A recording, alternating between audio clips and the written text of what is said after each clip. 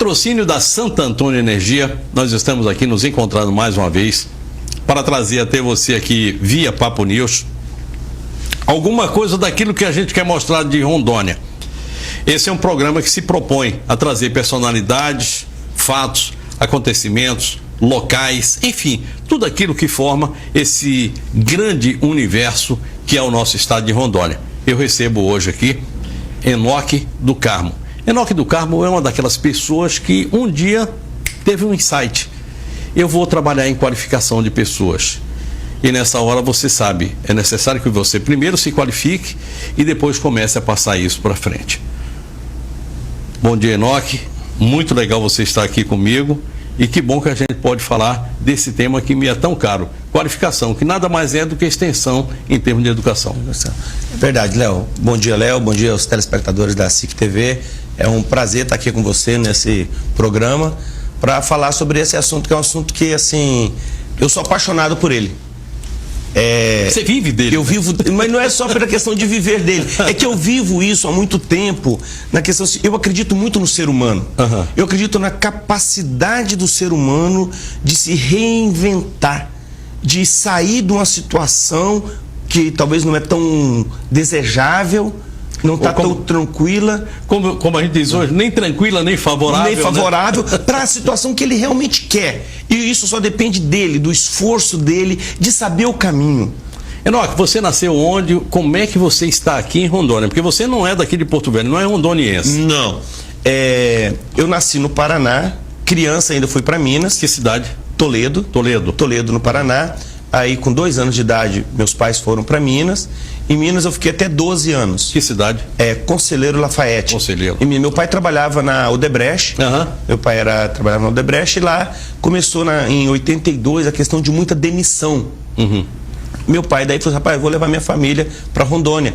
Já tinha uns parentes aqui em Rondônia e ele resolveu para cá mexer com terra, trabalhar na roça. E aí nós saímos de Conselheiro Lafayette e viemos para entre Jaru e Ouro Preto, ali na boca da linha 634, com a BR-364.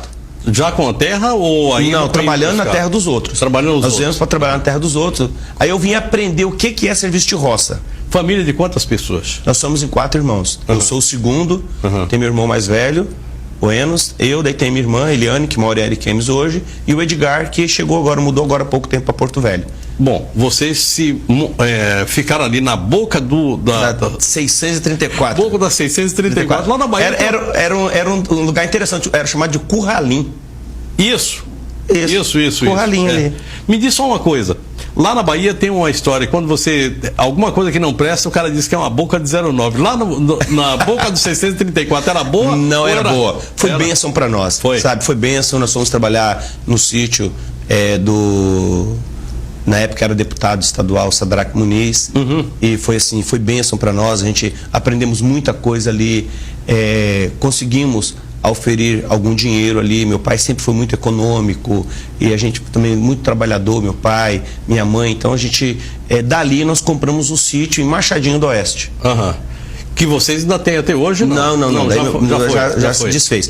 Fomos para Machadinho do Oeste para trabalhar na roça e lá a terra não era tão boa, tão agradável assim. Não produzia tão bem. Não era favorável. E aí eu estava com 17 anos de idade, sempre fui curioso para fazer conta. Eu tinha saído da escola na 5ª série, quando nós viemos para Rondônia. Aí eu não tinha voltado a estudar. E eu sempre fui muito curioso para fazer conta, sempre gostei muito de cálculo. E lá a gente começou a trabalhar com um caminhão toureiro, puxar madeira. E quando a gente chegava na serraria, que batia o caminhão lá, a gente fala bater, né? Que era descarregar as toras. Descarregava o caminhão. Eu já tinha a cubagem da tora todinha pronta. E o cara viu e falou assim, você vai dar tantos metros. E o dono da serraria começou a olhar, você sabe fazer? Você quer na Paulista? Como é que você quer? Na geométrica? Eu falei, mas você sabe? Eu sei. Aí ele me chamou para trabalhar no escritório da serraria. E aí saí de trabalhar com toureiro, fui para o escritório de serraria. O seu pai tinha caminhão toureiro? Meu pai tinha um caminhão toureiro. Tinha trabalhado no museu e ele. Vida dura, Vida dura. Muito dura. Eu sempre lembro porque eu sofri um acidente com esse caminhão e, assim, foi um milagre de Deus eu estar vivo. E ele caiu uma tora no meu pé. Eu caí de cima do caminhão, a tora caiu de cima de mim.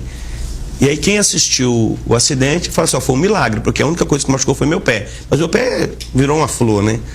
E o médico, não lembro nem quem é o nome do médico mais, mas eu sei que ele conseguiu reconstruir meu pé lá em Machadinho. Que coisa. E meu pé ficou só um pouco maior do que o outro, mas ninguém percebe. Eu ando Um é normal. 38, outro é 44. Um é 43. Bom, Enoque, você volta para Ariquemes, então. Isso, de Machadinho volta a gente... não, né? Foi para Ariquemes. de Machadinho nós viemos para Ariquemes em 93. Nós viemos para Ariquemes. Em Ariquemes eu começo a trabalhar numa loja de caça e pesca, da papelaria Flipper, tinha loja de caça e pesca junto. De lá eu fui para concessionária de carros, Volkswagen. Fui trabalhar como auxiliar e lá eu virei gerente de assistência técnica da concessionária Volkswagen em Ariquemes. Quando é que você descobriu que você tinha o dom para venda? Porque eu acho que venda é meio dom. Você tem técnicas, mas você tem que ter alguma coisa que lhe empurra para aquilo, né? Tem as técnicas, assim, o pessoal diz que eu sempre fui muito falador, muito de conversar e tudo. Eu fui muito tímido até meus 17 anos. Facilita, né? Aí depois comecei a soltar e tal. Em Ariquemes, nessa época da Masovel, eu comecei a fazer muitos cursos. Porque eu não tinha escolaridade e eu comecei a compensar a falta de escolaridade com cursos extracurriculares e leitura de livros. Interessante que o primeiro livro que eu li, eu tinha 13 anos de idade, foi O Poderoso Chefão. Que doido. Que livro bacana. Entendeu? É um livro que fala de família. Isso. Qualquer coisa para preservar a família. Fala de família, fala de dinheiro, fala de poder. De poder, fala de você honrar a sua palavra. Isso, fala de Deus. De Deus, você tem que ter. Então, assim, é um livro muito bom, aquele livro. Se a gente pegar as lições de liderança do Poderoso Chefão, é um livro bom pra gente viver. E é um livro muito bom porque ensina também o que não fazer, né? Isso. O que você não deve fazer. Que é outra parte muito boa de se aprender. E lá eu fui trabalhar na loja de motos e em 99 eu fui para o Grupo Nova Lar, do Márcio Londe Raposo. O Grupo Nova Lar. Eu fui trabalhar como supervisor. E lá ele me colocou a função de treinar os vendedores e treinar o pessoal. E aí eu comecei sem ter visto você fazer nada, só como. Não, ele tinha um comentário de que eu falava. E o que acontece? Como eu sou evangélico, eu sempre pregava na igreja. Você de que eu sou da Assembleia de Deus Madureira. Assembleia de Deus Madureira. Isso. E a gente sempre está pregando, falando ali. Você pega uma facilidade de falar em público. Você perde o medo de falar em público. Essa é a grande realidade, né? Existe um medo de falar em público muito grande. Existe às vezes até o medo de falar, né? De falar, Só de falar já é preocupante. Então, nesse período daí eu comecei a desenvolver o seguinte, in loco, trabalhar, fazer os treinamentos dentro da empresa e comecei a ser chamado para algumas empresas que me viam fazer treinamento, ouviram falar dos meus treinamentos da Nova Lar, eu comecei a prestar serviço para outras empresas. Só quando foi em 2001, eu decidi ser empresário. Pensei, vou ficar dando treinamento não. Com que idade aí? Estava com 31. Estava na hora boa mesmo, né? Entendeu? Tá. E aí, momento bom. Foi quando eu fui me aventurar a abrir uma loja em Ouro Preto. E quebrei. Isso é uma oportunidade e tanto que, olha, se todo mundo soubesse como uma derrota ensina, todo mundo quebrava pelo menos uma vez. É uma coisa interessante, eu estava lendo esses dias, lá nos Estados Unidos tem os empresários anjo, investidor anjo. Isso. Você leva uma ideia para ele e ele investe dinheiro na sua ideia. E o interessante é que diz que uma boa parte dos investidores anjos, se a pessoa não contar pelo menos 3 histórias de fracasso, eles não investem no projeto do cara. Interessante. Porque ele fala o seguinte, o cara que já quebrou 3 vezes, ele sabe o que não fazer. Aprendeu, né? Ele aprendeu alguma coisa com aquilo ali. A pessoa que nunca quebrou, ele não sabe o que não dá errado. Ele tem uma ilusão que tudo dá certo. Interessante quando a gente fala isso, essa história de investidor anjo, a gente está falando aqui de algo que hoje está muito em moda, muito em voga, que são as empresas startup, né? Tá todo mundo pensando, olha, estou com uma ideia, estou querendo fazer, não tenho dinheiro e preciso de ajuda. É isso, né? Aí cai por terra aquela dica que só ganha dinheiro quem tem dinheiro. Não. Hoje nós vemos no época seguinte, que ganha dinheiro quem tem uma ideia boa. Se você tem uma ideia boa, ela é aplicável e ela consegue gerar valor para alguém, porque a maior questão, gente, é que a minha ideia precisa gerar valor para alguém. Se ela não gerar valor, ela não pode gerar valor só para mim. Vou voltar lá para Jaru, porque você tinha montado a sua empresa, era de quê? Era de colchão. Colchão. O ramo de colchões. Paraíso dos colchões. Não é fácil vender isso, não. Não. Tem gente que fica pensando assim, não, isso aqui é a coisa mais fácil do mundo, todo mundo dorme em cima do colchão, mas não é bem assim, não. Você tem várias... É muito específico, né? É muito específico, e você tem outra questão. Hoje, como você trabalha só com um produto, você fica muito limitado. Nós tínhamos uma franquia, era como se fosse uma franquia, uma loja especializada da Ortobon. Então, ou seja, você fica muito restrito a vender só aquela marca e só aquele produto. O cara chega procurando geladeira, não tenho. Cama, não tenho. Eu quero um fogão também junto, me comprar junto com aqui. Não tenho. Eu só vendo Ortobon e colchão. Meu amigo, aí tá falando isso aqui, eu tenho certeza que tá fazendo propaganda Carlos, pro rapaz aí pro que... Carlos. Pro Carlos, isso. Carlos. Que ele tem uma loja ali no shopping ali, né? Eu tenho que cobrar, viu, Carlos? eu tenho que quebrar, pedir passa lá na Bet, paga lá, porque a gente já fez o mexendo da sua loja. Isso. Aí o que acontece? Eu acredito que a minha derrota na questão lá foi não separar. Você gosta de chamar de derrota ou insucesso? Um insucesso. Qual é o melhor? Ou é tudo na realidade igual? é o seguinte, um resultado negativo. Isso. Não foi o resultado desejado que eu queria. Mas o resultado dele não foi desejado porque uma das coisas que houve é o seguinte, foi misturar o caixa da empresa com a pessoa física. Muitos pequenos empresários... Primeira grande lição. Eles misturam o caixa da empresa com a pessoa física. Não. O empresário ele tem que ter um salário. Se ele trabalha na empresa, ele tem que ter um salário. Se fosse alguém pago para trabalhar naquela função, quanto você pagaria? É R$1.000, então seu salário é R$1.000. Aí é R$2.000, então seu salário é R$2.000. O restante é dinheiro da empresa. E o dinheiro da empresa é sagrado, porque você tem que pagar aquilo que você tem que pagar fornecedor, você tem que fazer a empresa gerir, você tem que ter saúde financeira e caixa para você não ficar dependendo do banco. Então, quando você mistura, aí o cara começa a ganhar um pouco de dinheiro e vai lá e compra um carro novo. Não conte pra ninguém, eu sei exatamente o que é que você está falando. Né? Eu já passei por isso. Então... É complicadíssimo. Então, aí é o seguinte, quando a situação fica difícil em Ouro Preto, eu vendi a loja, a pessoa não me pagou.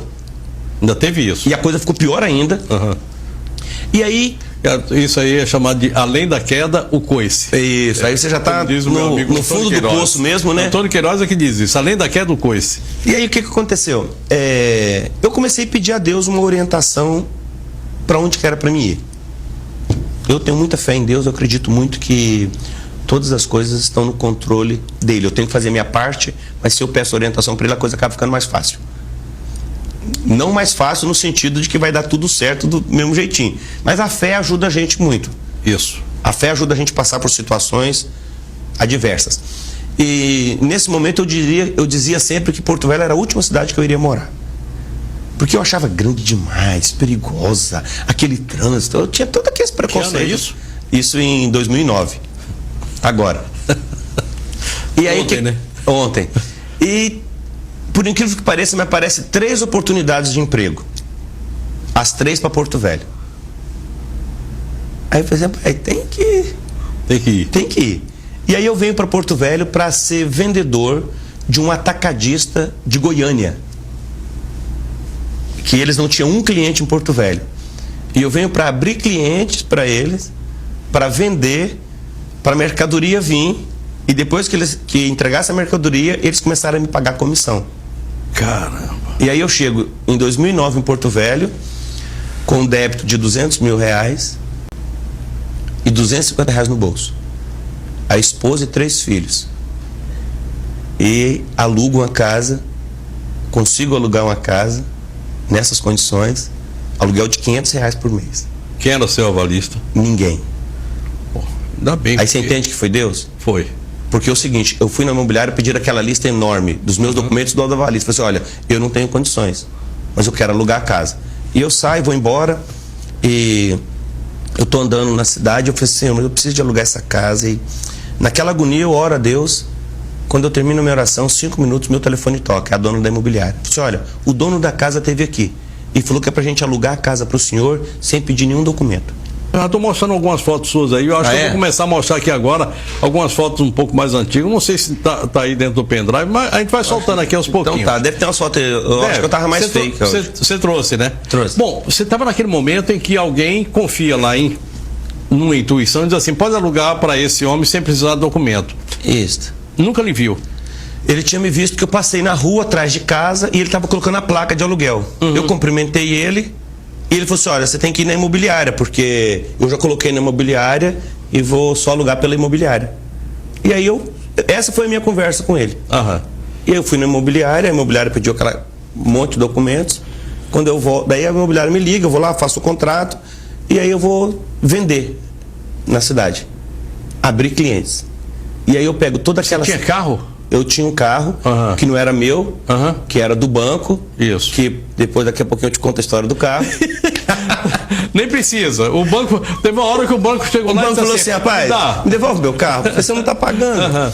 E aí foi quando eu fui... E aí, assim, eu tinha lido vários livros sobre vendas, muita técnica. E aí, quando eu caio dentro da praça, no dia a dia, Og Mandino, o maior vendedor do mundo, 10 técnicas de vendas para não sei o quê, o líder em vendas, Raul Candeloro falando sobre como você tem que vender e tal. E eu começo a visitar comerciante pequeno em Porto Velho, Mercadinho, a merceariazinha, aquele cliente pequeno, e eu descubro que todas aquelas técnicas, esquece. A história é outra. A história é outra. E aí é quando eu começo a criar um método de abordar o cliente, atender o cliente de forma que eu conseguisse o meu resultado, que era o quê? Vender. Qual era o seu perfil de cliente? Era a mercearia? Era a mercearia. Era o mercado pequeno. Era o mercadinho que é o dono mesmo que atende, tem um check-out, 2 check-out, não eram supermercados grandes, não. Perfeito. Até porque a gente, como distribuidora, a gente não tinha preço para concorrer com os mercados grandes. Nós tínhamos que atender os mercados pequenos. Peguei uma praça boa, peguei Porto Velho, Candeias, Jaci, Paraná e Guajará-Mirim, em Norma Moré. Boa praça aquela de Guajará, viu? Guajará é uma ótima praça. E assim, comecei a trabalhar e comecei a desenvolver uma técnica para conseguir colocar o meu produto dentro do mercado e que ele comprasse o meu produto. Tinha outro agravante, tá? O meu produto era mais caro do que o de algumas distribuidoras aqui em Porto Velho. E meu produto demorava de 15 a 20 dias para chegar. Quer dizer, você tinha tudo de bom na mão, né? Eu tinha tudo de bom. E aí o que acontece é que com 90 dias que eu estava aqui em Porto Velho, eu estou parado num lugar e quando eu saio tem um oficial de justiça com um policial lá. Esse carro é meu. Olha, esse carro aqui, o senhor tem que entregar ele, que... Eu falei, tudo bem, velho. E eu volto para casa de a pé. E aí eu chego em casa, como é que você vai trabalhar em Porto Velho, fazer essa rota sem carro? E aí entra a fé em Deus, que eu sempre tive. Um rapaz, dono de uma garagem, fica sabendo, chega para mim e fala assim, não, que eu tenho uns carros lá para vender. E tem uns carros que é meu mesmo. Então eu vou emprestar para você o carro, só que vai andar com placa de vende-se. Quando vender o carro, eu te dou outro, até você resolver essa situação sua. Eu falei, então tá bom. Era da igreja ou não? Ele era. E aí, tem muito isso também, né? Tem. A pessoa conhece, a pessoa quer ajudar, quer dar uma força. E aí eu começo... Quando eu falo muito, eu falo às vezes de congregação, o bom da congregação é isso, é que na verdade você é sócio de um clube. Isso. Um clube de religião, um clube de maçonaria, um clube de serviço como Lions, esse negócio, mas é congregação. Isso. É uma comunidade ali que procuram se ajudar mutuamente. Isso é muito bom. Com 15 dias que eu estava andando com o carro, ele vendeu o carro. Ele falou, rapaz, gostei desse negócio, viu? Porque esse carro já estava uns 6 meses lá, ninguém comprava ele, toma outro. Aí peguei o outro carro dele para rodar também, daquela mesmo jeito. E aí, você deve ter conhecido, agora me fugiu a memória, um coronel que foi deputado estadual. Você vai lembrar dele. Sei. Já sei. Valderedo Paiva. Não. Foi depois do Valderedo. Não, pera, Valderedo foi delegado, não foi? Foi delegado. Bom, coronel... Ô, gente. Mas a gente vai lembrar o nome daqui dele. a pouco. E o que acontece? Valderedo foi delegado, né? E aí, esse cidadão me chama e me dá um Uno financiado, R$700 a parcela. Ele fala assim, você aguenta pagar R$700 por mês? Eu falei assim, aguenta. Ele falou assim, então, pega esse carro, você não vai pagar nada para mim para trás, só paga as parcelas daqui para frente. Porque eu tinha dado esse carro para minha filha estudar, e minha filha terminou a faculdade, e ela passou no concurso público federal, e ela falou que... E ela comprou um carro novo para ela. Então esse carro está parado lá em casa. E foi... Aí peguei esse Uno, que foi uma benção na minha vida. E aí fui trabalhar. Com um ano que eu estava em Porto Velho, nós tivemos a convenção da empresa em Goiânia. E aí o patrão patrocinou a nossa ida. Qual era a empresa? É Máximo Distribuidora. Eles estão até hoje aqui em Porto Velho. O Careca, meu amigo, o dono da empresa, saí numa boa com ele quando eu saí de lá. E aí eu fui para a convenção. E qual não foi minha surpresa chegar na convenção? Que ela é uma empresa que está no Brasil inteiro. Eu recebi o prêmio de 4º melhor vendedor do ano. Que beleza. Com 11 meses na empresa. Que beleza. Que beleza. E aí ganhei um jogo de faca que eu guardo com todo carinho até hoje, que tem meu nome gravado nele. Que eu falo assim, o dinheiro você gasta da premiação. Mas A faca? A faca tá lá, um jogo de faca muito bonito. E eu volto para Porto Velho disposto a continuar sendo vendedor. E continuo trabalhando com vendas. E em 2011, eu resolvo começar a mexer com a distribuidora minha mesmo. Aí eu já estava melhorzinho e eu comecei a comprar chinelos e vender chinelos na cidade. E em 2012, eu trabalhando com isso, um cliente meu, que era gerente, o Anderson, que era gerente do Canadá, eu tô lá atendendo ele e falo assim, rapaz, o que você está fazendo vendendo? Porque, rapaz, conhecimento que você já tem. Ah, tá. Início, em 2010, eu comecei a fazer faculdade, tá? Pois é. Essa é uma parte aí que é muito importante. Então, se eu só voltar lá, então. Isso.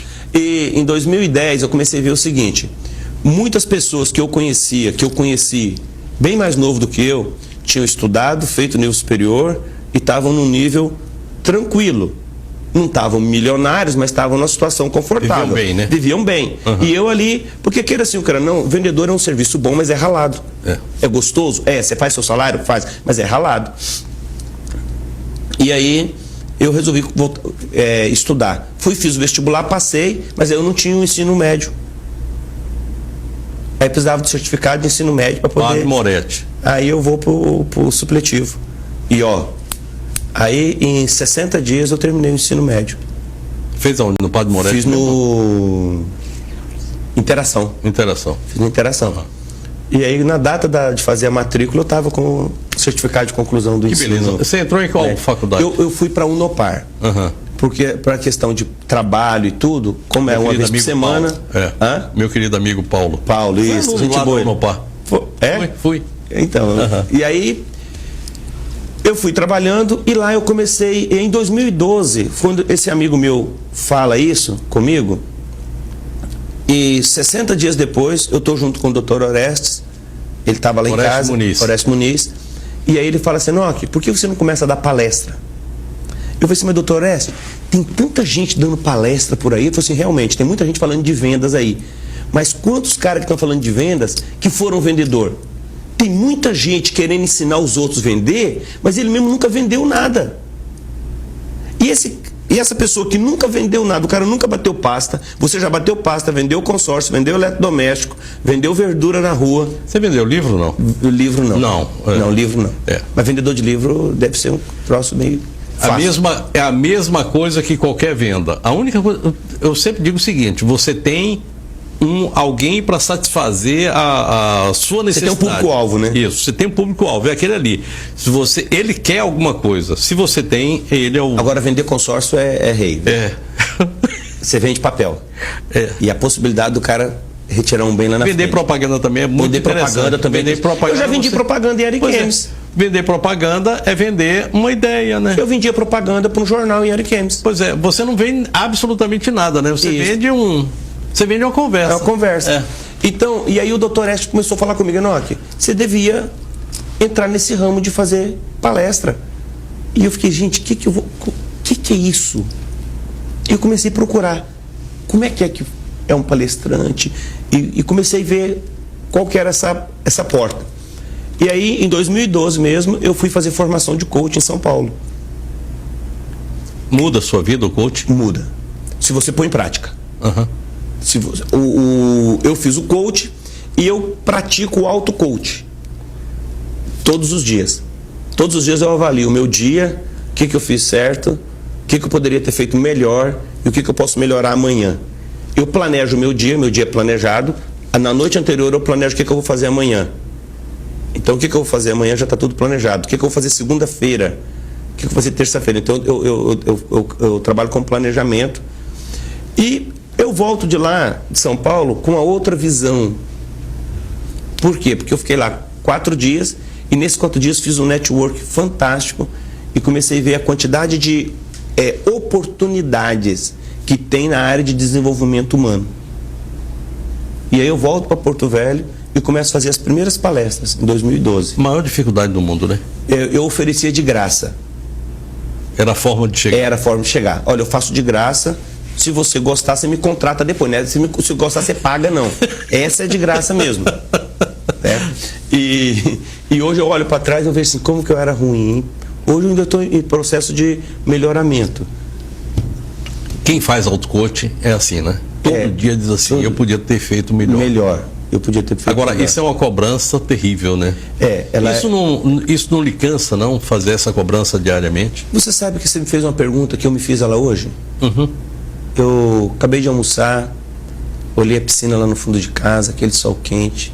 Falei assim, o que me impede de ficar tomando banho agora à tarde aqui? Aí eu comecei a olhar os compromissos que eu tenho. Eu estou fazendo MBA em gestão empresarial ali na FGV. E eu tinha prova agora 2 horas da tarde. E aí eu falei assim, eu tenho prova. Eu tenho o Léo Ladeia lá 4 horas. Eu tenho outro compromisso 5h30. Eu tenho que estar 6h30 de volta no MBA. Eu falei assim, é isso que me impede. Eu tenho que pensar, é um sacrifício agora. Compromisso. Eu tenho compromisso. É um sacrifício agora.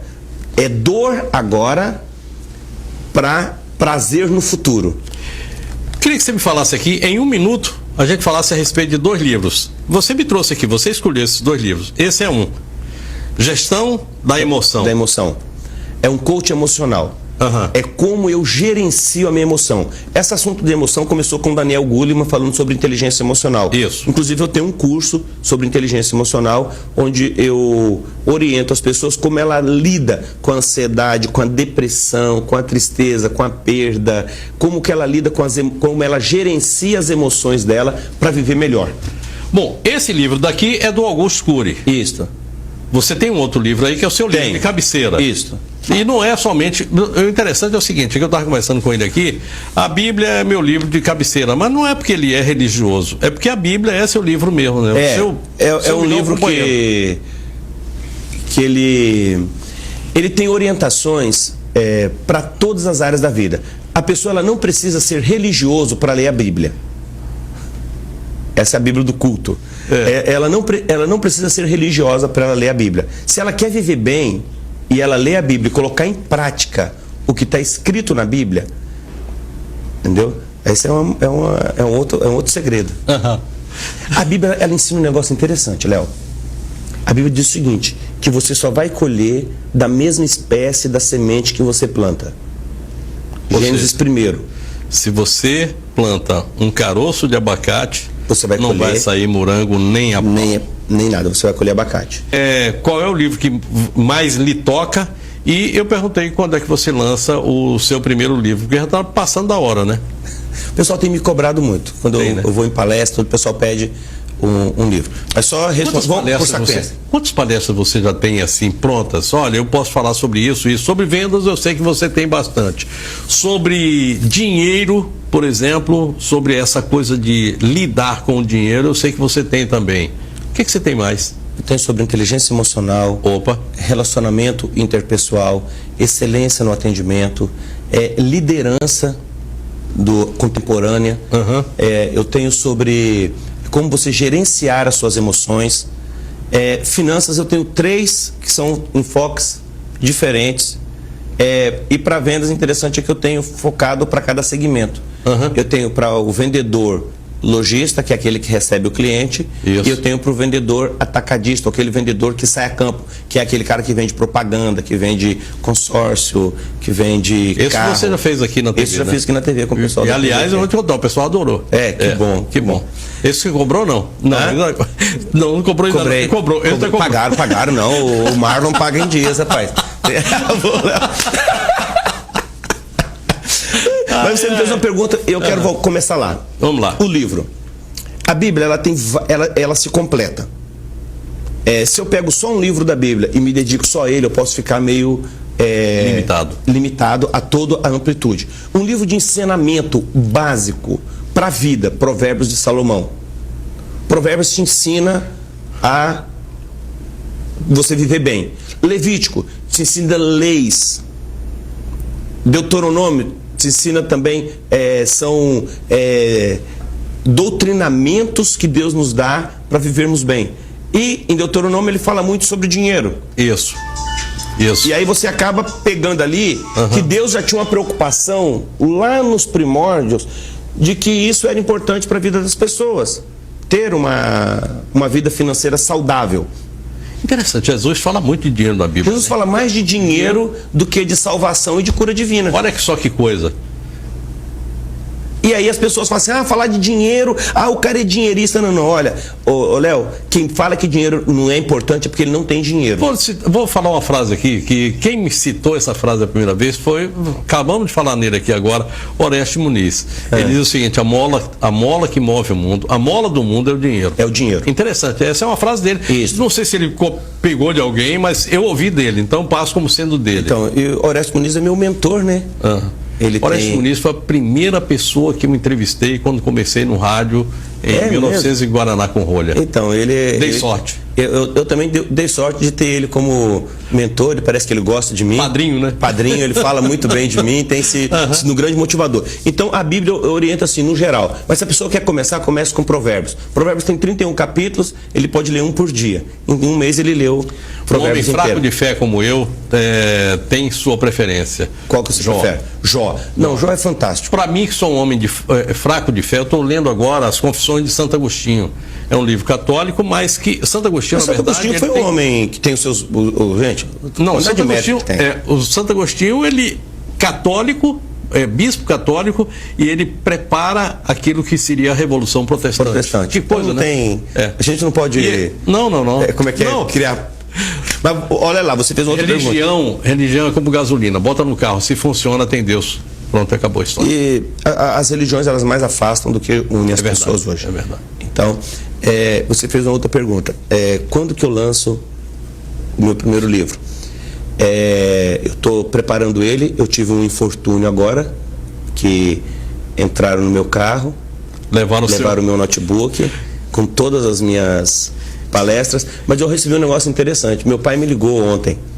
Ligou você, meu filho, é o seguinte, tá tudo na sua cabeça. É verdade. O que ele levou foi o computador. Compra outro e comece a escrever, que tá tudo dentro da sua cabeça. Você vai conseguir escrever tudo e agora você vai escrever melhor, porque agora você já vai ter uma outra visão para você escrever. Aproveita, a gente hoje está falando aí para todo mundo. Se alguém tem o seu computador, por favor, né? Se alguém tem um livro tiver uma oferta, tiver uma oferta aí de alguém vender um Dell Latitude, certo? Seminovo. Que cor ele é? Cinza, meio preto. Pronto. Entendeu? A bolsa Caterpillar, com passador de slide. Me ligue, por favor. Tem um livro dentro dele. Tem um livro dentro dele. Você tem tanta riqueza dentro desse computador, não deleta não. E leia, estude, que pode mudar a sua vida. Entendeu o que tem aí dentro? Bom, muito bom. A pessoa perguntou assim, o que você está sentindo pelas pessoas que que levaram seu notebook? Eu falei assim, nada. Só pena. Eu não tenho que sentir raiva dele. Raiva é um sentimento que eu não posso me dar o luxo de ter raiva das pessoas. É luxo. Bom, vamos lá. Você tem um livro que está pretendendo lançar quando? Eu quero lançar ele em novembro. Novembro. Em novembro eu vou lançar O Cidadão e o Dinheiro. Apesar de tudo isso, de terem levado o seu livro. Mas eu consigo digitar ele. Já tenho conversa com a Gráfica Imediata para imprimir. Vou imprimir aqui mesmo. Micael, eu tenho tratado lá com o Selen. Isso. O Selen. E aí nós vamos lançar aqui em novembro. E eu quero tratar a questão do dinheiro na vida do brasileiro. E quantos preconceitos os brasileiros têm em relação ao dinheiro e como ele pode se libertar disso e ampliar a visão de riqueza. Me diz uma coisa, tem gente que quando pega em dinheiro tem que lavar as mãos depois. Isso é uma das coisas que eu sei que tem gente que acha que o dinheiro é sujo. Isso. A outra coisa é, quem é rico é porque roubou. É outra história que tem a ver com o dinheiro. É outro preconceito também. Tudo é preconceito. Tudo são crenças. Essas crenças, e aí no livro eu falo sobre onde que essas crenças foram formadas e por que elas foram tão massificadas na época. E as pessoas começam, aquela coisa seguinte, eu não sei porquê, mas eu faço. Isso. Mas por que você acha que todo rico é ladrão? Não, porque a única maneira de crescer no Brasil é roubar. É porque as pessoas limitam todas as pessoas, colocam no mesmo nível, nivelam, por aquelas pessoas que ficaram ricas de forma desonesta. Eu vou falar aqui uma coisa que eu não gosto, mas é o seguinte: tem uma passagem bíblica que é mais fácil entrar passar um camelo no fundo do olho do que um rico entrar no reino dos céus. Ok. Eu acho que esse negócio é bíblica mesmo. É bíblica, mas ali tem o seguinte: há uma interpretação errônea, completamente errônea, que leva... Primeira coisa, fundo da agulha não é o fundo de uma agulha que a gente conhece. Isso. É uma porta que tem nos muros de Jerusalém. Isso. Essa é a primeira coisa. Segunda coisa, que a Bíblia colocou, é democrático demais a questão de entrada no reino dos céus. Uhum. Porque quando a pessoa morre, ele deixa de ser rico ou pobre. Ele é um cidadão. Volta a ser aquilo que era. Volta a ser aquilo que ele era. Então não entra rico ou pobre no céu. Entram pessoas que tiveram o merecimento para entrar lá. Cai por terra essa questão. E quando Jesus está falando ali, Jesus está falando de humildade. E você encontra pobres arrogantes e ricos humildes. Então, eu não posso colocar dinheiro como parâmetro. E isso é uma grande preocupação. Mas eu estava falando sobre livro, sobre tudo, e eu queria aproveitar o seu programa para falar de um curso, que inclusive você vai estar nele. Não sei se você já sabe disso. Não, ainda não. Você não sabe, não? Não. Então você vai ficar sabendo de primeira mão, certo? Que é um curso sobre comunicação e oratória para a carreira política. Por que você respirou fundo assim? Não, porque é o seguinte, porque para a carreira política, né? Isso não tem nada a ver com política partidária. Não. Então, nós não vamos tratar de política partidária. A questão é o seguinte. A questão é o seguinte, você ficou até vermelho. Fiquei. Não, primeiro porque eu não estou sabendo desse convite. E depois. Você fica no ar já sabendo, né? Que assim, tudo bacana. É o seguinte, ótimo. Como a pessoa se expressar a ideia dela de forma que os outros entendam. A ideia é trazer, porque agora vai ser muitas pessoas candidatas, e talvez o cara está querendo ganhar a eleição. E talvez ele tenha uma ideia boa, ele tem um plano bom, ele tem uma intenção boa, mas ele não consegue expressar isso para as pessoas. E ele vai fazer 10, 20, 30 reuniões nas casas, e quando ele chega aqui, ele fala, o cidadão que está lá ouvindo fica assim... Não me convenceu. Não me convenceu. Então a ideia desse curso vai ser um curso o dia inteiro. A ideia é nós trabalharmos 8 horas, queremos trazer uma pessoa especialista do TRE para falar sobre o que pode e o que não pode. O cara não cair naquele erro de talvez fazer uma campanha muito bonita, se elege depois, é caçado porque fez alguma coisa que não devia. Talvez ele nem fez aquilo com intenção ruim, fez porque não sabia. E esse nós vamos lançar ele, tá, para começo de agosto, tá, Léo? Já avisar você que... De agosto? De agosto, certo? Para julho agora... É convite ou é convocação? É uma convocação, então, vamos lá junto, vamos junto. Vamos fazer junto. essa... Vamos junto isso aí. Vamos junto. Fechado, então. Isso, tá fechado. E o outro agora que nós estamos agora, não sei se o rapaz consegue pegar aí. Ele tá aí. O que é isso aqui? Esse aqui é vendas no varejo. No varejo. Eu tenho visto muito comerciante reclamando que a loja dele não está vendendo. Não está vendendo. Só que você entra dentro das lojas, tem muita gente entrando dentro das lojas. Você vai, eu dou uma volta por aí e eu vejo muito cliente dentro das lojas. O que foi a conclusão que eu cheguei? 5 e 6 de julho. Lá na ACEP, na Carlos Gomes 2330. Inscrições também na ACEP, ali na Carlos Gomes. O que eu identifiquei? A questão é que o vendedor está tão despreparado emocionalmente para vender que ele não acredita que o cliente está entrando para comprar. Bom, a gente está chegando ao final do programa e eu queria primeiro lhe perguntar o seguinte: como é que você aceitou esse convite para vir aqui falar? Como é que isso para você é oportunidade de falar do seu negócio, oportunidade de contar a sua vida? Foi bom, não foi bom? O que você achou? Olha, eu achei espetacular, fiquei muito honrado com o seu convite e achei uma grande oportunidade de mostrar para as pessoas, Léo, que você pode mudar a história da sua vida. Queria que você falasse sobre isso aí em 1 minuto. Você é e vai ser aquilo que você quiser ser, independente do seu pai, da sua mãe, do país, do governador, do presidente da república. Nós temos que escolher o caminho que a gente quer seguir, trilhar ele e saber que ele vai ser duro, mas que ele vai ser compensador lá no final, porque é o caminho que eu escolhi trilhar. Agora eu não posso ficar fazendo algo que eu não quero, que eu não gosto e colocar a culpa nos outros. E achar que eu sou a vítima da história, que eu sou uma vítima da situação. Ser a vítima de tudo não dá, Léo. Seja herói de você mesmo, seja herói de sua vida. É isso que você precisa. Construa o seu futuro. Isso. Construa o seu futuro. Obrigado, Enoque. Foi Obrigado, ótimo você ter vindo aqui.